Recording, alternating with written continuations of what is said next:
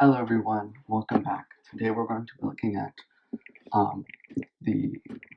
if you have a video that's like top 10 or something like that, you can create different sections throughout that video and you can make it where the video has these different parts and they can timestamp sort of.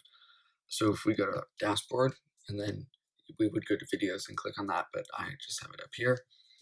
So as you can see, I have created so we have this start. It has to be 0.00 to start. So we've got 13 things, I've got 13 things, and I've got timestamps.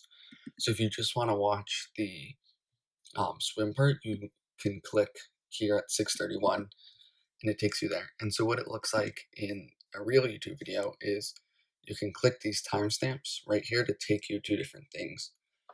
But also, if you look up here, so I'm going to timestamp what skateboard and bike. And so as you can see, there's sections here. So this first section is skateboard. And as you can see, and then bike.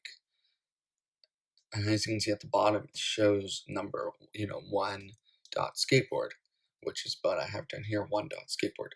But if you look, it's not showing this dash.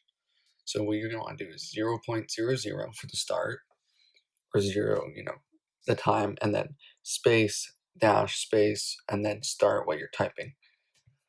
And you can see I've made it all neat. And so if you just want to watch cable management, you just click and it takes you to cable management, right? There where I started. And then, once you click, let's make sure sound's off. Once you click play, then you can see it starts the cable management section. And so that's cool, and that's how you can set up different things. I hope this was a cool and easy short tutorial. Thanks for watching. Please subscribe and hit the bell. And yeah, see ya.